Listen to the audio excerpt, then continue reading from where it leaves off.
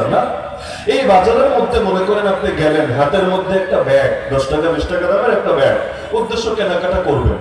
এখন এক লোক টমেটো নিয়ে বসে আছে, অনেকগুলো টমেটো, কিন্তু আপনি দেখতে পাচ্ছেন টমেটো পচে গন্ধ বের হচ্ছে, সব পচে, একটাও ভালো নাই। এমনকি কাইটা কুইটা খাওয়ার অবস্থায় একদম পচা, দুর্গন্ধযুক্ত। আপনাকে ডেকে বলছে, ভাই আমি তোমার আজকে একটু উপকার করতে চাই। আচ্ছা, কি উপকার? আমি তোমার মাগনা ফ্রি, বিনামূল্যে টমেটো গুলো দিতে চাই, কোনো পয়সা লাগবে না, মাগনা। ওই যে তোমার হাতে ব্যাগ আছে না, তুমি একটু ব্যাগে করে নিয়ে যাও, কোনো দাম লাগবে না, আমি দাবিও রাখবো না, একদম হাদিয়া, মনের মহব্বতের সাথে হাদিয়া। এই হাদিয়ার কোনো বিনিময় নাই। এটা বললে দিবেন তো পচা টমেটো, তাই না? নেওয়ার মতো কে কে আছেন দেখি? একজনও নিবেন না। কেন?